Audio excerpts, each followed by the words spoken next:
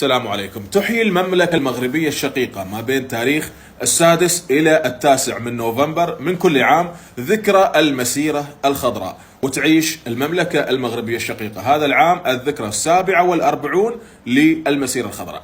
المسيرة الخضراء إذا بنتكلم عنها بشكل موجز يملأه الفخر، فهي مسيرة سلمية أطلقها الراحل الكبير جلالة الملك الحسن الثاني لتحرير الصحراء المغربية من الاستعمار الإسباني.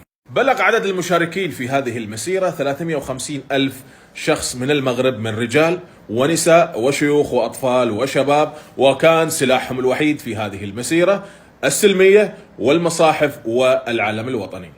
ولكن هنا أريد أتوقف عند مشاركة دولة الإمارات المميزة في هذه المسيرة الخضراء، وهي مشاركة تسطر بحروف من در في سجل العلاقات ما بين الدولتين الشقيقتين الإمارات والمغرب، وترسيخا لأواصر التلاحم ما بين الدولتين والقيادتين والشعبين الشقيقين.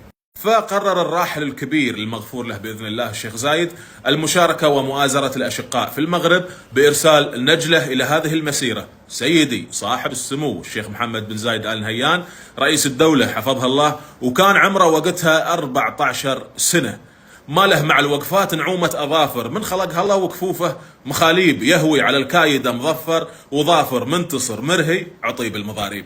كما أن هذه المشاركة المميزة محل تقدير وعرفان دائم من الأشقاء في المغرب، وعلى رأسهم جلالة الملك محمد السادس، فحفظ الله المغرب ودام عليكم الأمن والأمان وسيادة الأوطان، ونعيش إحنا وانتم.